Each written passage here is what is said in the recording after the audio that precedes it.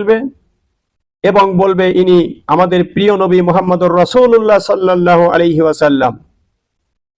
সঙ্গে সঙ্গে আসমান থেকে আওয়াজ আসবে, ও মুনকার নকির, আমার বান্দা সত্য কথা বলেছেন, তাকে জান্নাতের পোশাক পরাও, তার কবরে জান্নাতের বিছানা বিছিয়ে দাও এবং জান্নাত থেকে তার কবরের দিকে একটি দরজা খুলিয়ে দাও। এই নেককার ব্যক্তি যতদূর পর্যন্ত চোখ যায় ততদূর পর্যন্ত দেখতে থাকবে, অনেক আনন্দের বিষয়গুলো সে দেখতে থাকবে।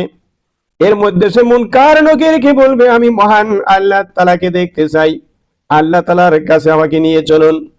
তখন মুনকার নকির আল্লাহ তাআলার কাছে গিয়ে বর্ণনা দিবে।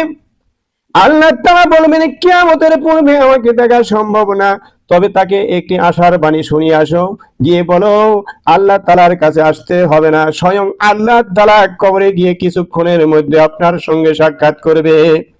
এই সংবাদ যখন দেওয়া হবে তখন সে অপেক্ষা করতে থাকবে। হঠাৎ করে সে দেখতে পাবে একজন ফেরেশতা আতর নিয়ে, তাসবিহ নিয়ে, টুপি নিয়ে ঘুরতেছে আর বলতেছে, কে আছেন, এক রাতের তাহাজ্জুদ সালাতের বিনিময়ে একটি তাসবিহ কিনবেন কিনা? এই মুমিন ব্যক্তি তখন ভাববে, যেহেতু আল্লাহ তাআলা একটু পরেই আমার সঙ্গে দেখা করতে আসবে, আল্লাহ তাআলা আসার পূর্ব মুহূর্ত পর্যন্ত আমি এক রাতের তাহাজ্জুদের সালাতের বিনিময়ে একটি তাসবিহ কিনে আল্লাহর জিকির করতে থাকি। তখন সে ফেরেশতাকে ডাক দিয়ে তাসবিহগুলো বাছাই করতে থাকবে। একটা, দুইটা, তিনটা, চারটা, এইভাবে তাসবিহ সে বাছাই করতে থাকবে। বাছাই করতে করতে হঠাৎ করে একটি তাসবিহর সুতা ছিঁড়ে যাবে। ফেরেশতা ডাক দিয়ে বলবে, ভাই তুমি তো তাসবিহ কিনবে না, কিন্তু আমার ক্ষতি করে দিলে।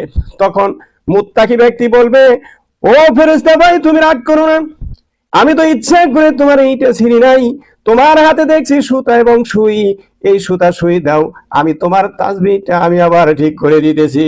এই কথা বলে সে একটা, দুইটা, তিনটা, এইভাবে তাসবিহের গোটাগুলো সে লাগাতে থাকবে। যখন 1, 2, 3 করে 100টি গোটা লাগানো শেষ হয়ে যাবে, সঙ্গে সঙ্গে ইসরাফিল আলাইহিস সালাম সিংহায় ফুঁক দিবে এবং কিয়ামত হয়ে যাবে। ও ভাই মুসলমান, ও মুসলিম ভাইরা, তাহাজ্জুদের সালাত যদি আমরা নিয়মিত আদায় করতে পারি, তাহলে দেখা যাবে কবরের হাজার হাজার বছর ওই তাসবিহর গোটা লাগানোর মতো কয়েক মিনিটের মধ্যে সময় চলে যাবে।